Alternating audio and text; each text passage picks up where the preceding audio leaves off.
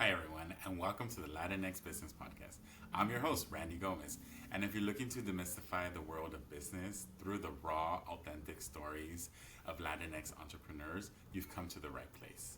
As someone with an MBA and an IRS enrolled agent license, I spent years helping freelancers, partnerships, and S corporations navigate the often tricky waters of the U.S. tax law. Now, I'm bringing that expertise and passion to this community right here. So thank you for tuning in, and you know what? It's time to talk business. Today, I want to welcome Alexander Rodriguez to my podcast show. He is an MBA from my alma mater, so that's exciting, and I'm glad to have him here today. And for the last 25 years, Mr. Rodriguez has dedicated his life to educating homeowners and rental property owners about construction. He has written hundreds of articles on topics including seismic retrofitting, wood frame soft story buildings, and residential construction, as well as auxiliary dwelling units and kitchen and bathroom remodels. So with that, Alex, I welcome you to the show. Thank you so much for coming on today. Hey, Randy, thanks for having me on, man. I look forward to it. I'm excited to talk to your audience about business stuff and the industry and the new era of COVID, or post-COVID anyway.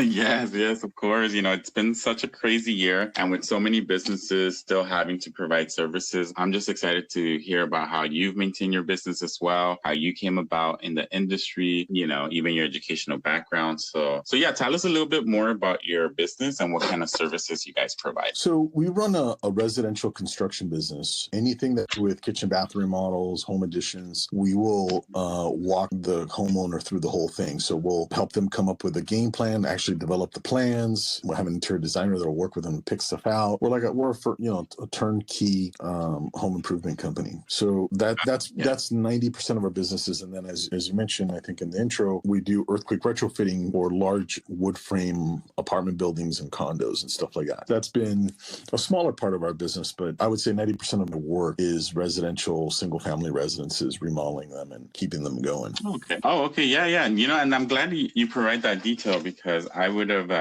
totally kept thinking in my mind, like, it's just, you only work with commercial buildings and like retrofitting and with architects. I know there's a lot of, credits that are out there for commercial buildings. So that's why I kept thinking in my own. So I'm glad you're clarifying that, So yeah, I guess, if anyone in our audience would like to reach out to you to speak to one of your designers and remodel portions of their homes, they can always reach out to you, right? Yeah, for sure. We can definitely help anybody who wants to remodel their place. We have a good crew and really nice people to work with. My interior designer Wendy and my project manager Casey and Brian here at the office. We're all here to solve people's construction problems. So yeah, we can definitely do that. We can definitely talk to them about that. I like to just kind of give you a little bit to answer your question about how I got into this business.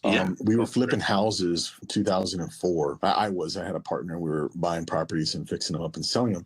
And as part of my responsibilities at the time, I was responsible for getting houses remodeled. So I had to get my contractor's license, and I found the properties, I fixed them up, and basically my partner was a money partner. He put in the money to buy them and the financing, and I did all the work. And, I think it's important when you are starting a business, there is advantages to finding a partner, somebody that can support you in your endeavors and your goals, right? So I was very fortunate. I met this guy. He was actually my mortgage broker. I refinanced the house and I met him that way. And one of his employees, the sales guy that I was talking to about my loan, he was like, "Hey, what are you gonna do with the money?" And I was like, "Well, I'm thinking about investing in real estate." And he says to me, "Well, you got to meet my boss. My boss really wants to get into this." And it turned out that his boss was the owner, the owner broker. So met him, and 3 months later, we bought our first house over in Eagle Rock, Highland Park. And I think another month after that, I found another house. And man, we flipped probably 5-6 houses a year for the next 3 years. And it doesn't seem like that, but these were like all gut rehabs. Like the houses that I bought were in pretty bad shape. That's how they were. Right. So we would put $100,000 into them. So it's very, very commonly between 80 and 180,000, depending on what needed. That sounds like a total fixer upper, right? Yeah, that term that's sure. popular.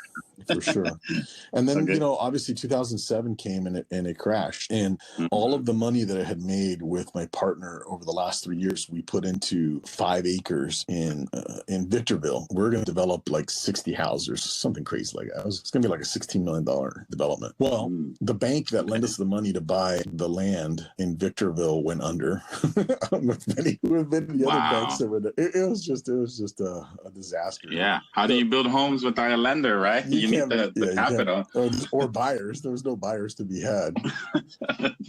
True. The Yeah. people across the street from us that were in mid-construction lost all of the lots that weren't built. I think Hmm. the people that did buy, there were about 7 or 8 houses across the street from us. I think it was like 7 houses that had lights on, and like there was 20 lots that had either a house in some stage of construction or the concrete pad. Anyway, it was a disaster. We lost everything.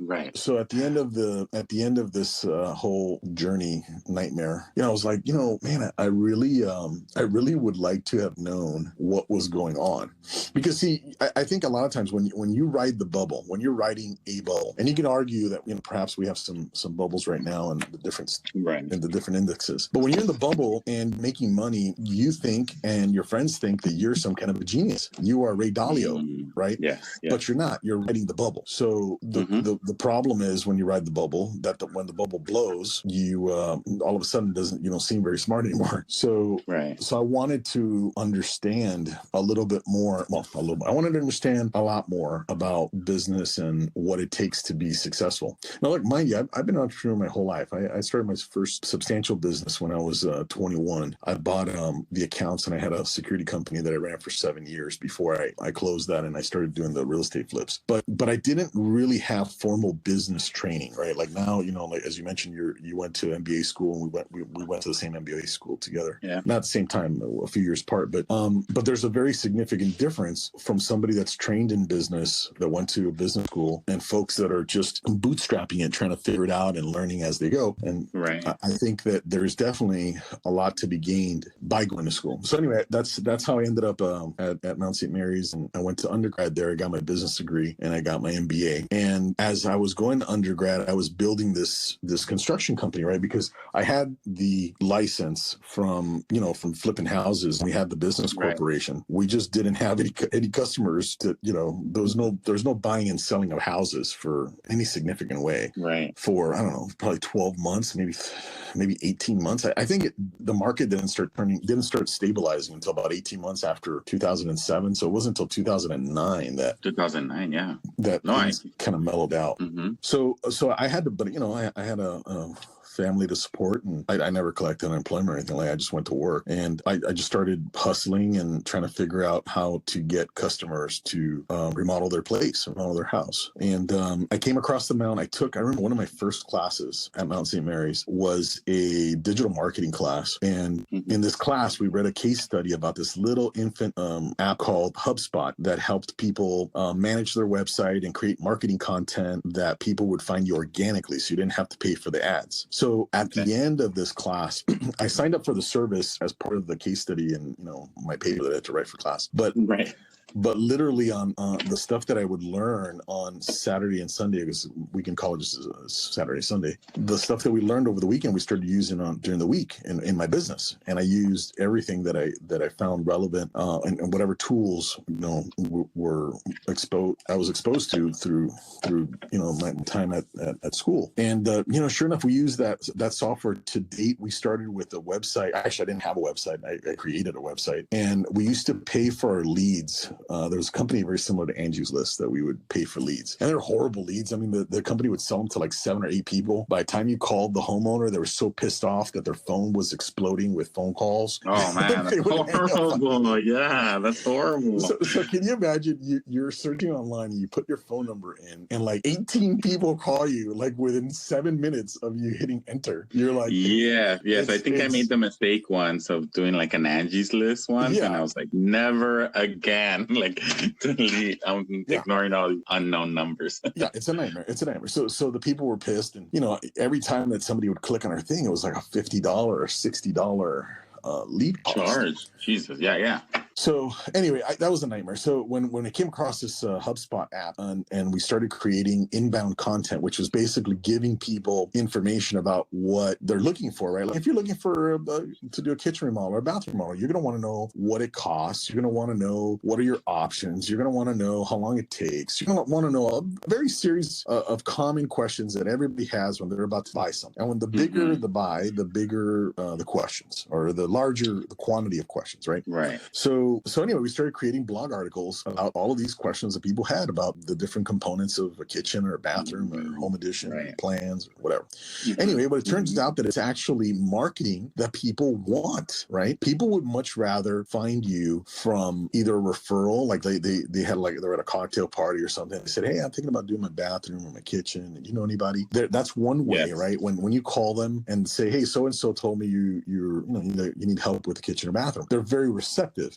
When they have questions, specific questions about their project, they find your article, again, they're receptive because you're not spamming them with a bunch of nonsense. So we found that to be a very, very good, high performing, low cost way of reaching customers that wanted to be found, that didn't. We found ourselves not interrupting people in their life with my offer, right? Interesting. Yes. You know what I'm hearing is you just presented to me a solution to a problem. So the problem was, right, people get hit with all these spams, with all these phone calls, with all these marketing calls. But what you created for your business was an innovation through blogging that the client's going to reach out to you when they're ready and when they need the services, right? You're not 100%. Cold calling anymore. 100%. So that's genius. Like if you can find a solution and you can still provide the services to that person, this is where, I could see where your business would have taken off. So to your point, there's a book written by Marcus Sheridan. He wrote this book called They Ask, You Answer. And it basically is this philosophy of creating content that is 100% centered around the needs of your customer, the questions your customer has. And here's the thing, it works for every industry. It's not, it doesn't matter what industry you're in. If you sold stocks or real estate, computers, if you sold whatever, cars, people will have the same series of the same basket of questions. How much does it cost? How long does it last? How long will it take me to get it? What's the lifespan? What, all of those things. It's a series of questions that they're going to have. You're no longer convincing people to buy crap they don't need. That's like the worst. You get nothing but negative response back to trying to pitch somebody something that they're not interested in, So yeah. So anyway, I found that through my undergrad. I found that app through my undergrad in business school, and really just went out to start to build a company around this philosophy of servicing people, of being able to have them find us in an organic way without really spending a whole lot of money. I mean, frankly, I didn't have a lot of money, but I had time, right? I had time to write these articles. My daughter at the time helped me too. She helped write articles she would research countertops and cabinets and the options and talk about them. Look, I mean, what you see on YouTube now, right, is the natural progression of that 9 years ago. Yeah. It's more like video content nowadays versus before. But it is that, right? Like if you want to learn about anything, there's a YouTube vlogger that answers all of those questions for you. Oh, yes. I almost feel like all barriers to any industry at the moment have been broken. 100%. through social media, online. Whereas, before even internet times, like there's no way that you would have to work in an industry to get to know like information on it, or even blogging itself or podcasting. Like you could look that up on YouTube. You could look that up on YouTube University, but that's crazy. Like I am, it's good that you bring that up, because I feel like even nowadays, like so many people will still put up like, oh, I can't get into this industry, or I couldn't possibly do that, but it just takes a little bit of ingenuity and like innovation to think like, how can I get access to the information that I need, and that's part of my podcast too. I want to provide this information not only to, the listeners out there, but even like future entrepreneurs that are like, they might want to become their own business owner, but they don't know how, or they don't know exactly like what field they want to go into. But, the purpose of this podcast is to spread information and to spread it free. Right. Yeah. So I like that. I like that point, story. Yeah. To your point, I think, Randy, this is the most exciting time to be an entrepreneur. entrepreneur, because like you said, the barrier for entry is it's your phone. It's your phone and your creativity. And it doesn't really matter what you have to sell. Your phone is the window to the eyes of millions of people, millions. And depending on how you orchestrate your message is the level of success that you'll find in getting attention, right? So look, if attention is the currency, right? It's what then you're trading it for value. The value of your content, this is basically it. The value of your content has to be enough to trade for the attention of the viewer. And if you could do that, that's really the first thing that you have to figure out is, what does my audience look like? What's the profile of them? What are their buying habits? Where are they geographically? How will they contact me, and how will I contact them?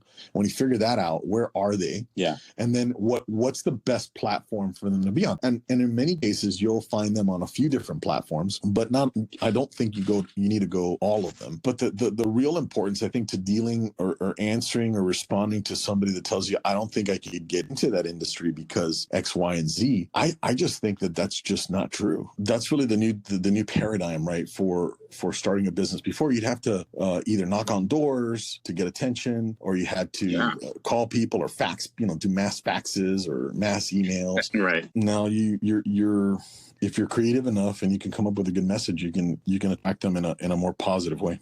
But that's what I think is so important for so many like youth or even like aspiring like entrepreneurs out there to catch on to, because before maybe you did need like hundreds and thousands of dollars for capital to start a business, but now you can start a business like today. You can start a business tomorrow. You should always work with an accountant and a financial advisor when you're starting a business, but there's nothing that prevents anyone, especially in the US, to go out there and be able to get, make your first $500, today or tomorrow, like that. Nothing prevents you except for being able to sell a service or a product to somebody else, and I think that's amazing. That's what you're saying is that you started your business, when it was the bloggers era, really, because, I think you can still blog nowadays, but I feel like you're right. Everything's moved on a little bit more to like video, telemarketing, and even with like Instagram, social media, Facebook, people want to see a person, people want to interact with who they're going to buy a service from, right? So I think that's the important part now, that like on top of having that access of entry, there's more that you have to do now as well. You still have to contact, and you still have to be able to like provide that great service or that great product,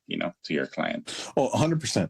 What we do is, and look, I mean, I think that this transfers to a bunch of other industries. What I see though is the threat, right, of establishing an audience on any of the platforms, YouTube or Facebook or Instagram, and then for one reason or another, you get cut off, and then you lose everything. You lose all of that capital that you built. So what the advantage of utilizing your website as the hub for information is that you can control that. Nobody can take that from you, right? So what we do is we post blog articles, and I post videos about the blog article. So let's say whatever it is that I want to show somebody information about, like Windows, how to buy the perfect Windows. The video is not a commercial about me selling on Windows. The video is really the content that they would get by visiting a bunch of Windows showrooms and talking to a bunch of salespeople and gaining information about the individual products. That's what the content has to be. It can't be buy my window, buy my window, buy my window. It has to be, hey, these are the window options. This is under this condition. This is the better window under that, etc. So the idea is that you use the written word, the blog, to be found, because Google still uses that algorithm, the content, the written word. And when you write articles that are longer than 700 words, they get special preference. And when you embed a video and a series of pictures that are related to the topic of the blog article, you get even more preference. So, for example, when we started this website, we got like no traffic, and we were stuck at about 2,500 visitors a month for years. And now we're at, I think the highest we've ever had on a monthly visit, unique visitors was like 17,000. Jesus. Oh, wow. Yeah. That's so many eyes. Yeah. On your website. So when you average a daily traffic of above 400, side, you're probably getting between 50 and 70 leads a month, organic. Those are leads you don't pay for. Those blog articles that I wrote years ago are still getting traffic today. So I am not dependent on YouTube or Facebook followers, even though those are good to have, please don't get me wrong, but that can't be all of it, right? So getting back to the entrepreneur that wants to start a business, when they start, you want to start a business, start a website, start writing, and start shooting some video, educating somebody about what it is that your business is. And eventually, your competitors won't do it. That's too hard. And the fact that they won't do it means that you're by yourself. Can you imagine being the only Super Bowl commercial on the Super Bowl? Like what that would be? Well, that's how it is in many ways when you do this kind of advertising. Yeah, because I think about it, almost seems like a whole nother job, to be honest. Oh, it's blogging. 100%. It is a job. It takes a lot of time. But, your reward in that additional work or job is, your organic leads that you're no longer calling someone and be like, would you like our services? You're like, okay, what services do you need? So that's a different conversation you are now having with your client. But hey, I mean, that is amazing. I'm so glad that, you're able to do that and that you get that many views on your website month after month, because that's a lot of traffic, which is, one of the reasons why you're probably so successful. But question, I always ask all my interviewees, and I kind of skipped it because we went right into another question, but how do you identify within the Latinx community? And what part of the world is your heritage, or your culture, your background from? My parents are 100% Cuban. Okay. I actually went to Cuba as an adult like 2 years ago for the first time. Oh, really? How was that? It was way cool. I learned so much about, how that your parents, they have like crazy quirks and like these kind of weird things that you just don't understand where they're coming from and some of the opinions that they have. Well, when I went to Cuba, all of those mysteries went away. They were all solved. Yeah. Yeah. Like, my parents are kind of a little bit on the hoarding side. Okay. And I get it, man. I mean, Cuba's a place of scarcity of everything. They don't throw table scraps away. The table scraps go to the little pigs or the chickens or whatever it is they're growing in the backyard, and they get recycled in a very significant way. So there's a lot. There's more to it than that. But I do understand my parents and the lessons that they taught me as a kid. Why? What was their thinking behind it? What was their motivation behind it? So, I'm obviously very proud of my Cuban heritage, but if you ask me like how I identify myself, man, I'm 100% American. Like and I'll tell you what I mean by that. When I've traveled all over the world to different countries, not all over the world, but to different countries, I've gone to Asia, I've been to China, been obviously to Cuba a couple times. Everybody, when they look at our passport, we're American.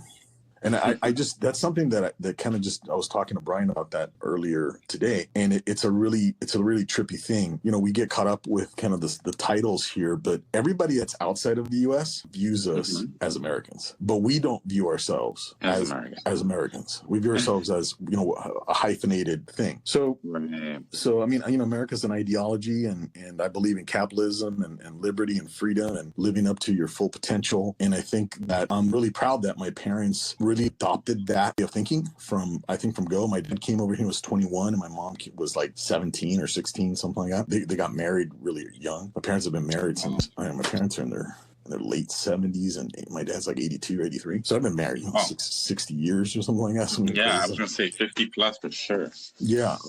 So that's me. I grew up here. I've lived here. I've lived in Florida. Part of my childhood I spent there, and we came back from, I was born here in California, lived in Florida till I was about 10, and then came back to California, and I've lived here as an adult my whole life here in LA County. Oh, okay, so how was that transition for you from one coast to the other coast? Because Florida to Los Angeles is a whole different vibe for sure. It was very different. I look Caucasian, man. I look like a white boy. So, but I went to school in the mid city. I went to school in Koreatown, and I think I was one of two kind of Caucasian looking kids in middle school. It was a tough school. It was a big difference, man. You had to toughen up pretty fast. So. it builds character. We're going to tell you. I'll tell you a funny story, but my daughter, real quick, my daughter in her second year of high school, she asked me, "Hey, Dad, what's a cholo?" And she grew up here in Redondo Beach.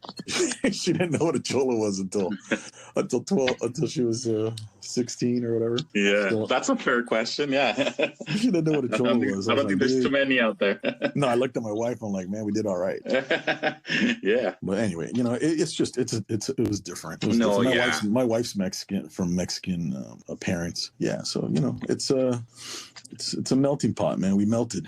No, yeah, definitely. And then being in Los Angeles, I mean, come on, there's a lot of Mexicans here, so I could totally see that, and that's the thing, even within my podcast, like I've interviewed, a couple people from different parts of LA themselves, but there's so many people here from different backgrounds, and everyone's so diverse. And, part of the other reason why I wanted to also start this podcast was because, there's so much diversity within the Latinx community. You could be from one side of the country, you could be from another country down south, or you can be, or middle, Central America. So there's just so much that I feel like, especially when people think about LA or like New York or like, even Florida, there's very specific groups that they think about in terms of like Latinos and Latinas. But, it's a whirlwind out here. I feel like, I don't know if like, actually, I'm very thankful that we are in this kind of melting pot here in Los Angeles, because I don't know too many people in the U.S. themselves get to experience this type of diversity, and it's so rich. And I think that makes so much of our makeup as a city. But I feel like it's only to our benefit, and it only makes things better and better, and with business, with personal life,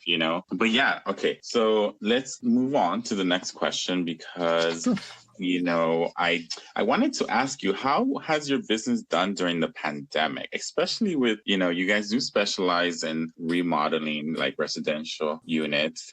So how have has your business boom, or did your business go down? But, tell me a little bit about how that went for you guys. And we're still in the pandemic, really, you're out, pandemic's still not over, but what trends did you see within your company? Well, remember I told you earlier on that I wanted to go back to school because after 2007, I didn't know what to do during the crash, right? So that was a time of panic, of uncertainty, of turmoil, both economically and socially. There was a lot of kind of crazy going on. And for me, it's like the whole COVID dynamic has been a bad episode of Groundhog Day. Like it's just so many things that happened back then are happening now. I think going into the pandemic, everybody, if you hear some of the politicians, they said that we had an amazing economy. It was the best economy ever. And I would say if the economy was so good and the economy was so strong, then why is it that the average person didn't have $500 for an emergency going in? So,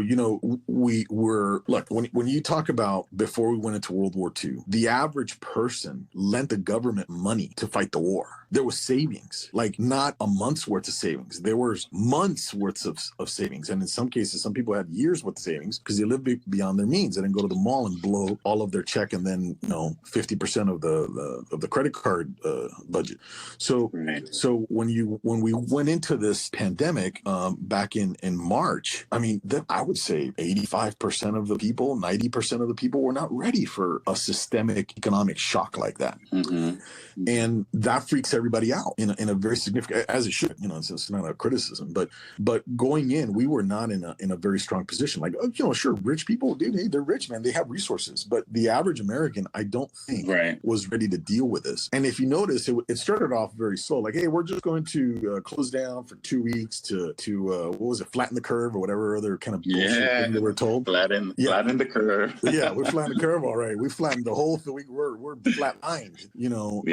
It's. I don't think anybody could have imagined that. In March, I don't think in March you could have predicted, or for sure February. There's no way you could have predicted that we would have been trillions of dollars in printed money, thousands, tens of of thousands of businesses killed off. And then, a big portion of the populace fighting with each other about crazy shit. So I don't think that would have happened. So that was kind of a bad way to start the pandemic, right? For us, I refused to close. I didn't know. Eventually, we got shown as like an essential business, and we didn't have to. But I share space here with some folks that do printing and stuff for construction documents, and they're like, "Well, they're going to make us close." I'm like, "Dude, you're literally going to have to force me to close because I'm not going to." Like, there were 2 customers that their bathrooms were demoed already, and it didn't seem right to let them hang and say, "Hey, look, I'm sorry, I can't finish your place out. I can't finish your job out." So very early on, we had committed. Like, I told my customers, I said, "Look, we're going to, if you're okay with us finishing your thing and coming in here, we'll wear a mask and we'll have some hand sanitizer or whatever else, or you guys can leave during the course of the day and we'll figure it out." And luckily, they were okay. They were like, "Yeah," they were like, "Hey, we need to get this done." So we did. We finished it, and luckily, business got a little bit. There was definitely some weeks, like some weeks where our web traffic stopped or slowed down, and there were lulls. But we had enough. I think the big saving grace was that we had enough in the pipeline of jobs that we had been working on getting ready to start that didn't back out, because it could have gone either way. Like, I'm not taking credit for that. I got to give credit to the people too. I mean, the customers, they had the courage to make the decision for themselves what was right for them, which is one of the reasons I think I've been so critical of the lockdowns. Is like, the government cannot make better decisions for you than you. It doesn't matter who is in power, whether it's the Republicans or the Democrats. Nobody can make the best call for a family than the family. And when they started doing all these kind of unilateral shutdowns, I was really, really worried about that, because look,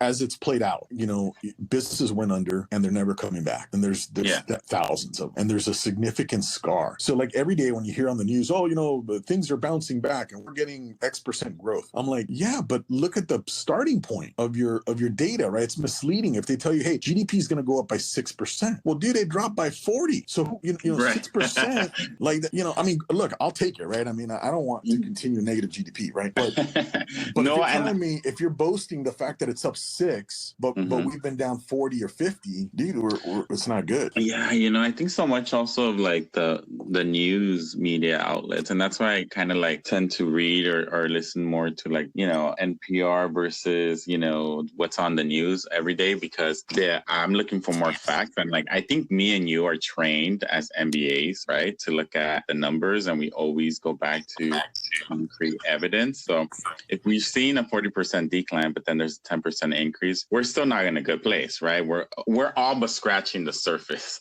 right? Like, me and you understand that, of course, but I don't know if too many people out there really truly understand that, because behind every number, and again, I do taxes every day, so behind every number there's a story, and there's a story that is true, and there's a story, they're facts. Like, at the end of the day, I feel like there's stuff that like there's no reading in between number 1 and the 0, or 1 and 2. So there's things out there that I feel unfortunately, like, it's been crazy this last year, but I think that the important part for you, for example, is that pipeline that you were able to build on. And also, I don't know, maybe I'm making this up, but like, if someone has like a project in mind to like rebuild a kitchen or remodel a kitchen or bathroom, that probably is not factored into their everyday like necessities, in terms of like, this is the kind of money that we need, in order to survive today. But the fact that they didn't pull out, like you said, we should definitely give them that credit. But like, look, at the end of the day, I feel like the reason I asked about, COVID and, the pandemic and how your business is doing right now is because, I heard a lot of reports that home projects were up, right? So I was kind of wondering if maybe you saw like an uptick or if you saw a downtick. But I think you're saying that at one point you did see like, your traffic to your website go down. But in terms, since then, have you seen anything like the recovery rates? Have you seen that go back to what the levels were before the pandemic, or what are you seeing now? Yeah, I think industry wide, the construction industry is in the biggest boom that it's ever seen, and it's terrifying. Okay. And why is that? Because as big as the boom is as big as the bust is. We don't want that. I mean, in any industry, like I told you before, if you're starting off a construction company now, right, or let's say within the last 6 months, you'll think that this is the norm. That 6 people a day calling you, wanting you to go do an estimate is the norm, right? Right. And you think that when you start doing business business and it takes off and you start getting a little bit of altitude, you think you're a genius. So that's completely wrong. You're in a bubble, you know what I'm saying? And it's completely funded by, this bubble is completely fabricated by low interest rates and the Fed. That's the only reason. Yeah. And you know, look, I'm not criticizing, because I don't know how low it would have been if everything deflated and imploded. Okay. I don't think anybody does, but you can't walk around right now and think that all is well. There are tens of millions of people unemployed, and there's huge segments of the industry that have been scarred. So the true negative downside to all of these really bad things happening hasn't manifested itself. Remember, the worst part of the depression was not the year that the stock market crashed. It was 3 years later, right? When people really got desperate. So, you know, I'm not predicting any, you know, doomsday stuff, but what I'm saying is that this is not good. I don't want a business to just blow up, like, you know, to expand so fast and with such velocity that then it collapses under its own weight. And if you look at lumber prices right now, you look at anything that's a petrochemical product in as far as construction materials, they're 3, 4, 5, 6, 7x multiples. Lumber coming in from particularly manufactured lumber, like anything that involves plywood or the glues that go into some of the structural beams that come in from Canada. Yeah. There's massive disruptions in the supply chains for all of these things. And at the same time, you're experiencing a massive boom. So, I mean, look, a plywood that was $20, $21, structural plywood would be, when we bought thousands of sheets of that stuff. Yeah. Is $70, $80, $90. The lumber yard won't give us a quote that they will honor after 5 days because of the volatility in the products. So wow.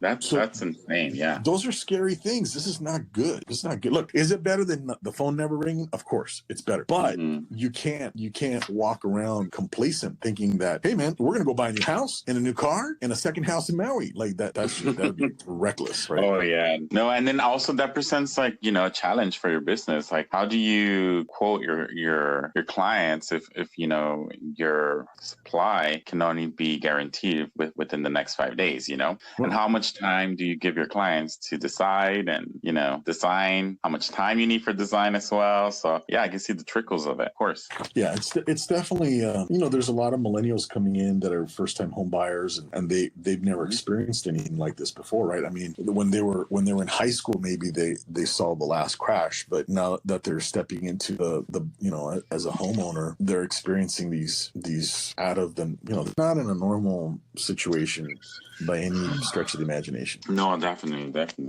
Okay, well, you know what, Alex? I have 2 more questions for you because I already feel like you've provided so much information. You know, I'm very thankful for your knowledge that you've brought today on the show. But if there was like one financial lesson that you would want anyone from the audience, whether it's a student in college or aspiring entrepreneur or, you know, someone out there looking for your services, what kind of financial lesson would you want them to take away with them today? Like if they're considering starting a business financial question or just a financial education type?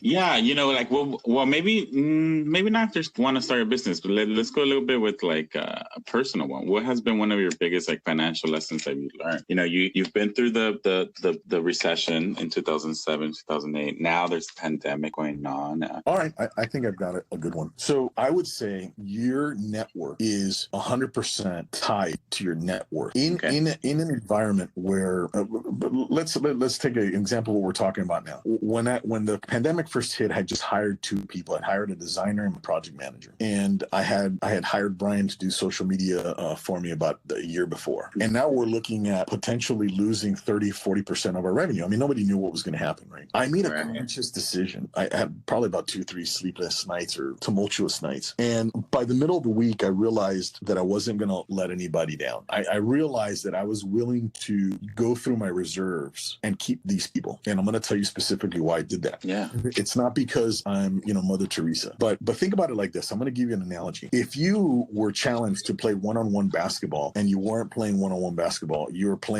thinking you're playing one-on-one basketball, but you're not. You're actually, when you're a solopreneur, you're actually playing against a full team against you. You just don't realize it. you think that it's the correct move to cut all of your overhead and just be by yourself. Well, you're going to get slaughtered because your competitors aren't doing that. So if you're an entrepreneur, you should definitely putting together a team of the best people that you can afford to find. Okay, and if you're just getting out of school and you're going to be coming into the job market, your 100% of your free time should be spent on developing your network. The people that you know that can help you be successful are the ones you should be spending all of your time finding, and that doesn't cost anything other than your time, you know. Right. And maybe some gas money, maybe a little bit of money to go to some lunches or something like that. But if you think about how much time people waste on silly stuff on their phone or, you know, whatever, if that time you spend it on developing your network, it's the only way you can get up. It's the only way you can get out of poverty. It's the only way you can get in front of an opportunity.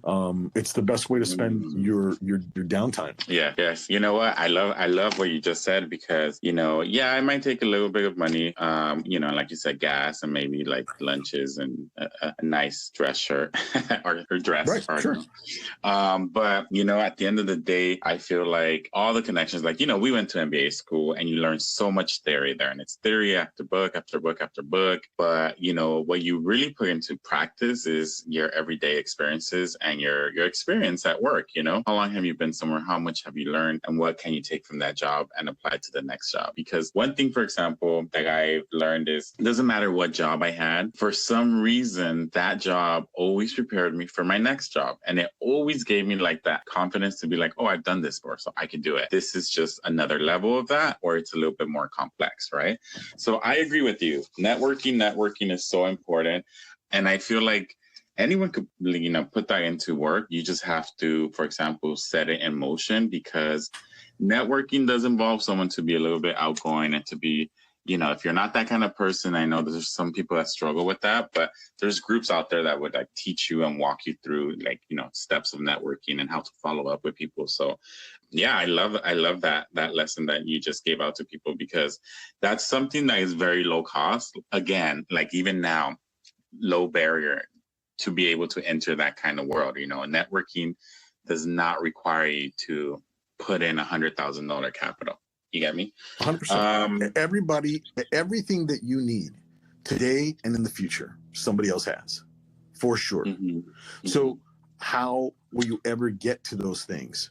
How will you ever get to access to capital? How will you get to access to customers? How are you going to get access to your next great job? You know, one of my teachers in MBA school said that he would either promote somebody or fire them if they weren't doubling their salary every 5 years. I thought that was a crazy comment for him to say that. Interesting. Yeah. So he's like, look, if you are not growing to the point that you're worth twice what you're worth now in 5 years, I got to fire you because you're dead weight. I thought that was a crazy thing for him to say that. I thought it was kind of like, dude, this dude's he's a killer, dude. Holy smokes. But if you think about, if you're running the team, right? If you're running like a team of execution, like of getting things done, whatever it is that you're doing, whether it's accounting or law or whatever, it doesn't matter. And you've got, you know, over time, people that shouldn't be on your team get on there. And if you aren't making sure that the team is the best that it can be, like any other sports does, right? Every year, it doesn't matter how long you've been on the team, you have to try out for the team, right? Why is that? To make sure that you got the most competitive people, most qualified people on the team so the team can win. But we never really look at business in that respect. Or the value that the person brings into the team, because, you know, it's sad to say, but, you know, sometimes the value of that person is reflected in their salary, right? It's always, I think it's always reflected in the salary. But, you know, it's just so funny that, like, even here in the US, it's almost like nobody really talks about salaries. So it's funny, now that I'm an accountant, now that I've seen salaries all across the board, you know, from the $30,000 salary to the $200,000, $300,000 salary range, you know, all my clientele is that diverse. Is I straight up will tell someone, this is what you should be making if you're in this field, because, you know, and I'll ask them, how many years do you have an experience? Because that's not the type of information that is shared out there, you know, and I'm not disclosing any of my clients' information, but I'm just going like, this is what I've seen in my experience, and this is what this person should be making, you know. But yeah, no, I totally think that is an interesting way to look at someone's value within a company. But also, man, like, I feel like, you know, these are all great great lessons that you've provided to us, great insights. Like, I'm very thankful and grateful that you're on the show today, Thank you, Alex, and I'm glad you reached out. But yeah, so one more question is the final question. How would someone get a hold of you or your company? And if they have any questions, or if they want to reach out for any of your services. Yeah, BayCitiesConstruction.com. You just put in your info on there, BayCitiesConstruction.com, and fill out the little form there, put in your contact info, and either Brian or I will call you back right away. 100%. Okay. Oh, and can I add, like, definitely people should be reading your blogs, right? Yeah, for sure. If they're interested in, I think we're like, Brian, I think we're like at 350 articles or something crazy like that. It adds up. It adds up. We're just posting 2 new ones right now. We're posting one on insulating vaulted ceilings, and I don't know what else we're doing. I think we're doing a window one soon too. Yeah, it's the blog articles are good for folks that they want to learn. We also have a pretty up to date video, and Brian is in charge of producing all the videos on YouTube. It's YouTube.com/Bay City Builds. That's kind of a cool spot to look at some of the progression of the videos, because the kind of the cool fun part of making these videos is that the viewers, whether you're interested in buying construction services or not, but if you're just interested in how things get built, we have videos there as we progress through the job, the different phases of it, and you could see the houses coming together. And we got time lapse ones, and he's been those are fun, the time lapse ones. Yeah, those are fun. Oh my god. Yeah, no, so okay, so I'll definitely in the notes of the podcast, I'll have that information, your website and the YouTube site, so people can contact you guys that way. But once again, Brian, thank you so much for being on the show. I think you have brought a wealth of resources and information, and I look forward to having you maybe in the future, and then we'll talk about another topic and see how the industry and the economy is doing at that point in time. Sounds great. Thanks, Randy. Great talking to you. You too. Thank you so much for joining me on this episode. Please take a moment to subscribe, rate, and share this podcast with your network. Your support helps our Latinx business community grow stronger with every listen, and I truly invite you to connect with us. Send us your questions, your comments, or even your own business stories to randy@rgtaxes.com. I would love to hear from you. Until next time, keep learning, keep building your business, and keep growing your business mindset.